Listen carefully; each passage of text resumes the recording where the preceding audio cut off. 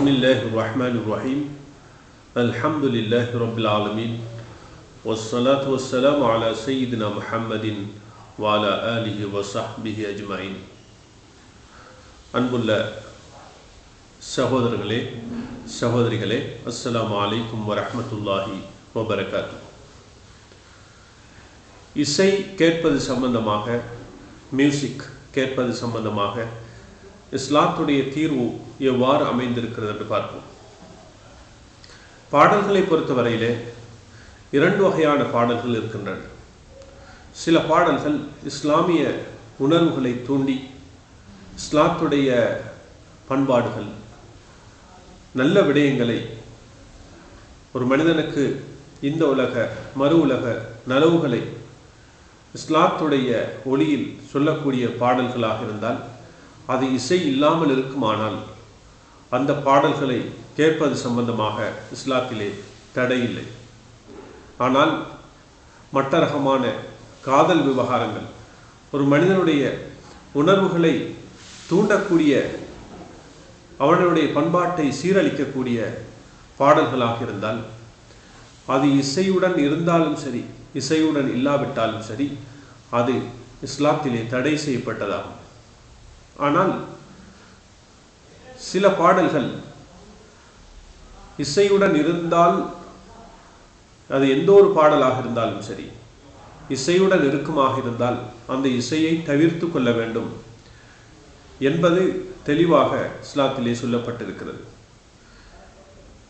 உலமாக்களுடைய கருத்து பிரகாரம் அல் குர்ஆன் சுன்னாவை மேற்கோள் காட்டி அவர்கள் சொல்லக்கூடிய ஆதாரங்களின்படி இசை கேட்பது, பாடல்களிலே இசையை கேட்பது ஒரு மனிதனுடைய உள்ளத்தை அப்படியே அல்லாஹ்வை மறக்கடிக்க செய்யக்கூடியதாக, வண்ணஞ்சமாக, கல் நெஞ்சமாக ஆக்கக்கூடியதாக, அல்லாஹ்வுடைய குர்ஆன் ஓதுதல், ஏனைய அல்லாஹ்வுடைய ஞாபகம் போன்றவற்றில் வெறுப்பை உண்டு பண்ணக்கூடியதாகத்தான் அவைகள் இருக்கும்.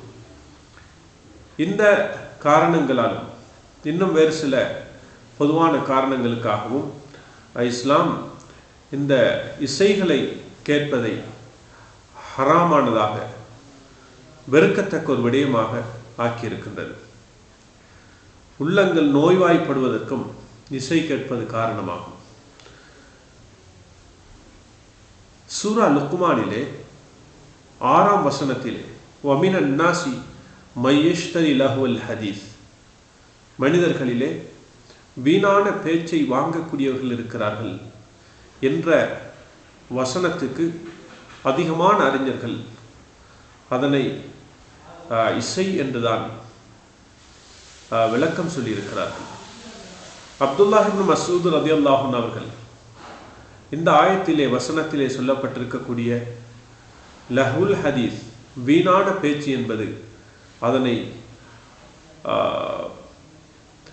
பாடல், இசையுடன் கூடிய பாடல் என்ற விளக்கத்தை தான் சொல்லியிருக்கிறார்கள். எனவே நபி ஸல்லல்லாஹு அலைஹி வஸல்லம் அவர்கள் இது சம்பந்தமாக சொல்லும் பொழுது, லயகூனன்ன மின் உம்மதி அக்வாமுன் யஸ்தஹில்லூன அல் ஹிர்ர வல் ஹரீர வல் ஹம்ர வல் மஆசிஃப், ரவாஹுல் புகாரி. என சமுதாயத்திலே பிற்பட்ட காலத்திலே சில கூட்டங்கள் வருவார்கள். அவர்கள் விபசாரத்தை ஹலாலாக்கிக் கொள்வார்கள், ஆகமானதாக்கிக் கொள்வார்கள். அதே போன்று பட்டை ஹலாலாக்கிக் கொள்வார்கள், மதுபானத்தை ஹலாலாக்குவார்கள்.